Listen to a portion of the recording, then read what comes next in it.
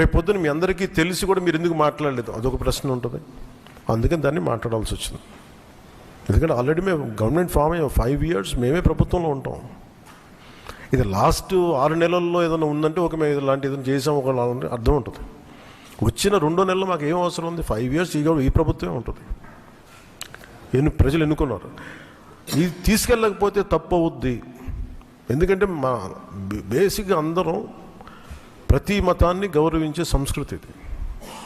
ఈ దేశంలో హైందవ సంస్కృతి లేకపోతే మిగతా సంస్కృతులు లేవు. అలాంటి హైందవ సంస్కృతి మీద ఇంత అపవిత్రం జరిగినప్పుడు వీళ్ళు రిపీటెడ్గా చేస్తున్నప్పుడు ఇది చెప్పాలా లేదా అని కూర్చొని చాలా తర్జనలు పడి నాకు పర్సనల్గా గిల్ట్ ఉండి, అరే మనం ఇంత కళ్ళ ముందు ఇంత రిపోర్ట్ మాట్లాడకపోవటం అని చెప్పి చేసిన తర్వాత తద్వారా మీ అంశాలు తెలుసు.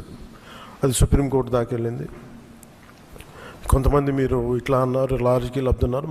మాకేం పోతే 5 సంవత్సరాలు మేమే ఉంటాం, మాకు ఆ భయాలు లేవు. కానీ దీన్ని కరెక్ట్ చేయకపోతే ఎందుకు మాకు ఉంది అంటే దీనికి నేపథ్యం అసలు వీళ్ళని మీరు ఎగ్జామిన్ చేయాలి. ఈ సమావేశం ద్వారా ప్రజలందరూ కూడా మేమేం ఎగ్జామిన్ చేస్తున్నామంటే వీళ్ళు ఎలాంటి పరంపర నుంచి వచ్చారు, వారసత్వం ఏంటి వీళ్ళకి.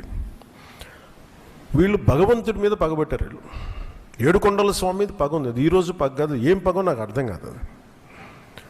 అది 7 కొండలు అంటాం. 7 కొండలు ఎందుకు, నీకు 2 కొండలు చాలు. భగవంతుడి మీద పగ ఏంటి? ఎవరికైనా వ్యక్తిగతంగా వర్గాల మీద పగ ఉండొచ్చు, ప్రత్యర్థి మీద పగ ఉండొచ్చు. కానీ విచిత్రంగా వీళ్ళు భగవంతుడి మీద పగబట్టారు. మేము ఆ కోణం నుంచి నాకు అనిపించింది దీన్ని కరెక్ట్ చేయాలి, ఇది చెప్పాలి. ఇది నేను ఎందుకంటే నేను మాట్లాడేటప్పుడు మేము చాలా ఒళ్ళు దగ్గర పెట్టుకొని మాట్లాడతాం. ఎందుకంటే వీల్ ఫేస్ ద కాన్సిక్వెన్స్ మాకు తెలుసు. ఉదాహరణకి మీకు అయోధ్య రామ మందిరం నిర్మాణానికి ఈ దేశం ఎంత తల్లడిల్లిపోయింది, ఎంత కదిలింది, ఎన్ని గొడవలు జరిగినాయి. ఇలాంటి దీనికి కూడా వీళ్ళు పంపించిన దాదాపు 1,00,000 లడ్డూలు ఇవన్నీ కూర్చోబెట్టి ఇన్ఫర్మేషన్ తీసుకుంటామంటే ఒకటి అసలు ఏం జరిగింది అన్నీ మొన్న వీళ్ళు చెప్పిన రిపోర్ట్లోనే దాంట్లో యానిమల్ కొవ్వు లేదంటున్నారు. సరే, ఫర్ ఎగ్జాంపుల్ నేను ఒక ఆర్గ్యుమెంట్ సేక్ అన్ని రిపోర్ట్స్లో కూడా ఎక్కడ కూడా ఈ నెయ్యిలో నెయ్యి లేదు.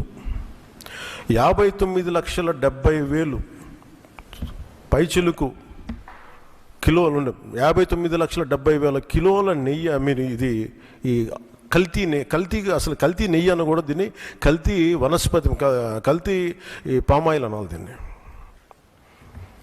ఇవి దీంతో కలిపి ఇన్ని కోట్ల లడ్డూలు చేసిన తర్వాత దాంట్లో 1,00,000 లడ్డూలు అక్కడ కూడా పంపించారు, అయోధ్య కూడా పంపించారు.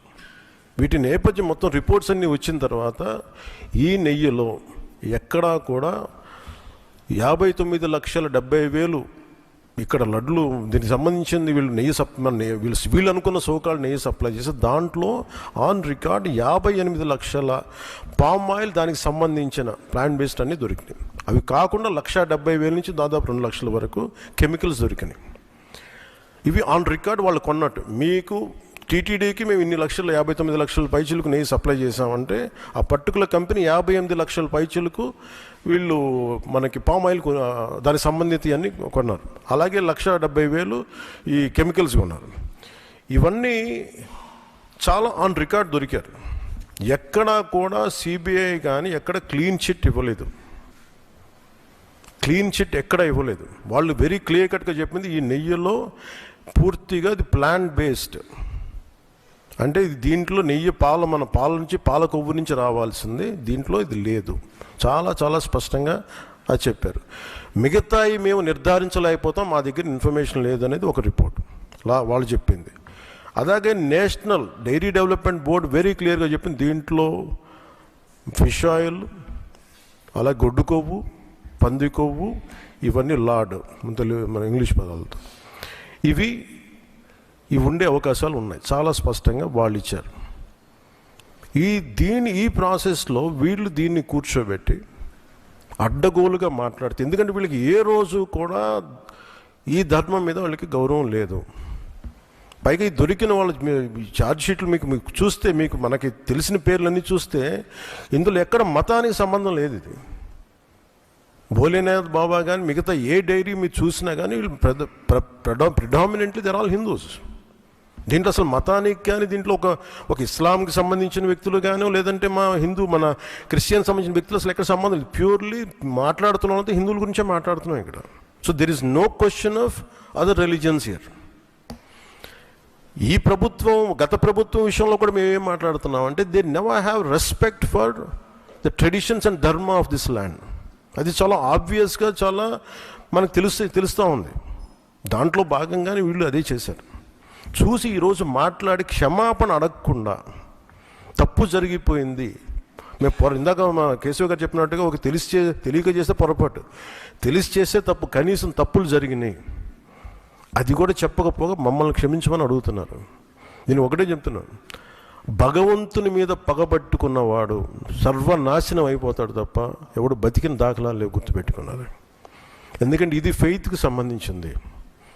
చాలా స్పష్టంగా చాలా క్లియర్గా సిబిఐ దాంట్లో మీరు కల్తీల మీరు అసలు నెయ్యి లేని దాంతో మీరు లడ్డూలు చేసి దాంట్లో మీరు ఇందాక చెప్పిన గ్లిజరైడ్స్ ఇవన్నీ ఉన్నాయి కదండి. దానికి మీకు ఒక రికార్డ్ చెప్తాను. 2019 నుంచి 2025 వరకు మీకు కనీసం ఒక నువ్వుల నూనె 180 రూపాయల నుంచి 268 రూపాయలు ఉండేది కనీసం 26కి ఈ రోజుకి. సో వీళ్ళు సప్లై చేసే కాడికి మామూలు బజార్లో దొరికే ఒక నెయ్యి కనీసం 420 రూపాయలు ఒక కిలో. 2019 460 రూపాయలు, 2020 21కి 500 రూపాయలు. అలాంటి నెయ్యి వీళ్ళు ఒక్కళ్ళకి మనకి 300 నకిలీ 319 రూపాయలు ఒకటి, 329 రూపాయలు ఒకటి, ఇవన్నీ కూర్చోబెట్టి ఈ నెయ్యిని సప్లై చేశారు. దీన్ని బట్టి మనకు అర్థం, దీన్ని బట్టి బేసిక్ ఒక హౌస్ వైఫ్ చెప్పగలరు, ఒక గృహిణి చెప్పగలదు ఇది ఎంత కల్తీ జరిగిందనేది. ఇలాంటి నెయ్యిని కూర్చోబెట్టి ఇది భగవంతుడికి ఇచ్చి ఈరోజు బుకాయించి తప్పులు చేసి మళ్ళీ ఈరోజు ఏం లేదని మాట్లాడుతూ ఉన్నారు వీళ్ళు. మీరు వివేకానంద రెడ్డి గారు పబ్లిక్గా మర్డర్ జరుగుతుంది, రోడ్డు మీదకి వెళ్ళి చిన్నపిల్లవాడికి తెలుస్తుంది అత్యంత హేయమైనగా చంపేశారని. అది మర్డర్ కాదు, గుండెపోటని చెప్తారు. వెండి విగ్రహాలు పోతే, అమ్మవారి విగ్రహాలు పోతే పోయిందంటారు. విగ్రహం కాల్చి ఎవరిన అపవిత్రం జరిగితే ఎవడు పిచ్చోడు చేశాడు అంటారు. ఈరోజు కల్తీ జరిగింది మాట అసలు కల్తీ లేదు, ఇది పూర్తిగా క్లీన్ చిట్ ఇచ్చిందంటారు. దీన్ని బట్టి మనం అందరం అర్థం చేసుకోవాల్సింది ఇది వీళ్ళకి దీని మీద గౌరవం లేదు. వీళ్ళకి 7 కొండల వాడికి 2 కొండలు చాలు అన్న ఆలోచన విధానం నుంచి పుట్టిన వాళ్ళు ఈరోజు ఏ స్థాయికైనా దిగజారగలరో ఇది చాలా ప్రస్ఫుటంగా మనందరికీ తెలియజేస్తూ ఉంది. ఇది we are very very clear about protecting the traditional Hindu values, dharmic values. We are very clear about it. మేము చాలా చాలా స్పష్టంగా ఉన్నాం. మేము ఇక్కడ కల్తీ జరిగింది అంటే వేరే మతాలు అనటం కానీ వేరే విశ్వాసాలను కించపరచడం కానీ ఎక్కడ లేదు. ఒక తప్పు జరిగింది, అడల్ట్రేషన్ జరిగింది. We are very clear about it. దీని వెనకడుగు వేసే లేవు, చాలా పొరపాట్లు జరిగినాయి. ఇది రిపీటెడ్ పొరపాట్లు కాస్త వీళ్ళని చూస్తే 2022లోనే వీళ్ళకి తెలియజేశారు. వీళ్ళకి ఇక్కడ కల్తీ జరిగింది 2022 రిపోర్ట్ ఇస్తే నేను క్యాబినెట్లో మాట్లాడుతూ ఉంటే దాన్ని తొక్కేశారు. దాని గురించి బయటికి తీసుకురాలా అంటే మీకు తెలిసే చేశారు. వీళ్ళని 2022లో మీకు కల్తీ జరిగిందని రిపోర్ట్ అప్పుడు వాళ్ళకి ల్యాబ్ టెస్ట్ వాళ్ళకి పంపిస్తే అప్పుడున్న టీటీడీ చైర్మన్ కానీ వీళ్ళు కానీ వాళ్ళు 100% తొక్కి పెట్టేశారు. దాన్ని బయటికి తీసుకురాలా. దాన్ని బేస్ చేసుకొని మళ్ళీ ఆల్రెడీ 22లో జరిగింది కదా, దాని గురించి సమాధానాలు లేవు. ఇవన్నీ తెలిసి కూడా మీరు అయోధ్యకి కల్తీ లడ్డులు పంపించారు. ఇది విశ్వాసాల మీద మీరు కొడుతున్న దెబ్బ. ఇది మీ ఆలోచన ఏంటి అది అనేది మీరు తెలుసుకోవాలి. అందుకే మీరు భగవంతుని మీద పగ పెట్టుకున్నవాడు ఎవడైనా సరే, 7 కొండల వాడి మీద పగ పెట్టుకున్నాడు ఎవరైనా సరే మట్టి కరిచిపోతారు తప్ప మీరు ఇలా బుకాయించుకొని చేసిన తప్పులు క్షమాపణ వేడుకోండి తప్ప మీరు కూర్చోబెట్టి మేము క్షమాపణ, మీరు భగవంతుడికి మీరు క్షమాపణ చెప్పాలి. 7 కొండల వాడికి మీరు క్షమాపణ చెప్పాలి. ఇది ఈరోజు మీరు మాట్లాడుతుంది ఈ రోజుతో ఆగదు. ఇది ఐ విల్ మేక్ షూర్, మా కూటమి will make sure that you will be liable everyone, ప్రతి ఒక్కరు కూడా. ఇది ఎంత టైం పడుద్ది, ఏం టైం పడుద్ది అనేది సిబిఐ ఫర్దర్ రిపోర్ట్ రావాలి, అది కేసులోకి మన కోర్టులకు వెళ్ళాలి. అన్నీ అయిన తర్వాత ప్రతి ఇది అయితే మేము 100% దీన్ని వదలం. ఖచ్చితంగా ఈ దోషులను ఎవరైతే ఉన్నారో మేము క్షమాపణ చెప్పడం కాదు, మీరు భగవంతుడికి మోకరిల్లే వరకు యుద్ధం సాగొద్దు.